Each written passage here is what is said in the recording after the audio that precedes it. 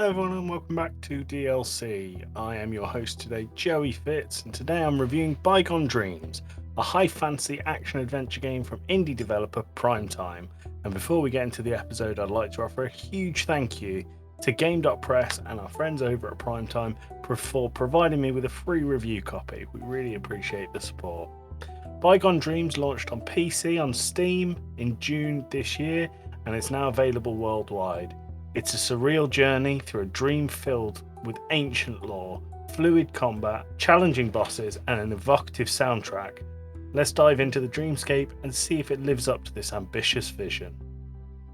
You play as what? A spirit-like figure awakened in Loom, a mystical dream world corrupted by creeping darkness known as the Nightmare, and your mission is to restore balance by awakening powerful guardians and confronting the darkness at its source.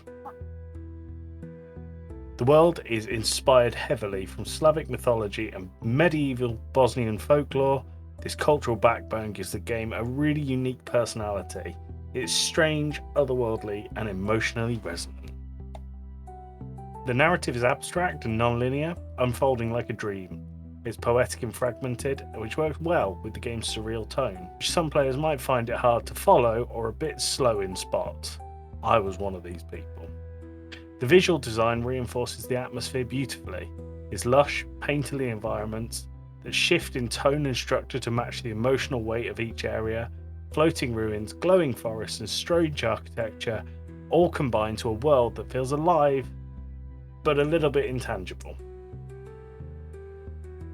Combat in Bygone Dreams is tight. It feels deliberate. I've seen it compared to Souls-like, but I'm not sure that this is completely fair.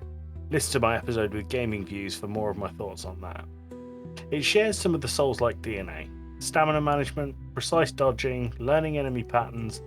You'll mix melee weapons, ranged tools, elemental magic, and it gives you a lot of freedom to customize your approach.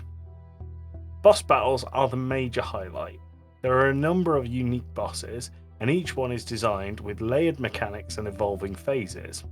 The game also includes a mode where bosses gain entirely new movesets more than just stat boosts, and it adds a lot of replay value and challenge. Combat demands your attention. The enemies hit really hard, and button bashing will get you killed fast. You'll be rewarded for patience, timing, and adaptability.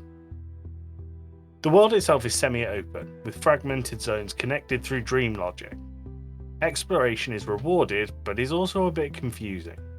The directional clues in this game are minimal, and some of the puzzles lack clarity, leading to moments of trial and error to get through them.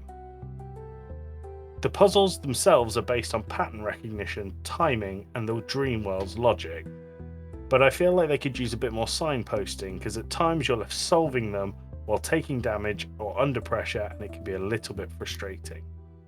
I think there is something here though for players that enjoy uncovering secrets and hidden lore, and you'll find a lot of that to love in this world design. The soundtrack itself is rich, emotional, and performed with traditional instruments from the game's cultural roots. It takes a cinematic feel and perfectly matches the tone of each zone and encounter. The game is fully voice acted, which is impressive for an indie title, and some of the performances are excellent, some are a little bit more uneven. But the effort to bring the world to life through voice adds a good depth and sense of scale.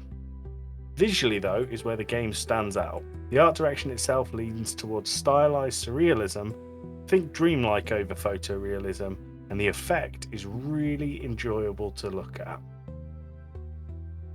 On PC, where this game is available, the game generally runs quite well. The experience is smooth in most areas, but in some you might occasionally notice dips in the frame rate during intense scenes with a lot of particle effects.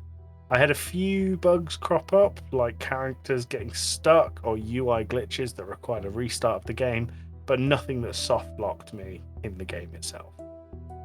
I made sure I played this game on controller, however, because the mouse and keyboard controls, while serviceable, were very difficult, and combat and movement felt much more natural and easy when using a controller.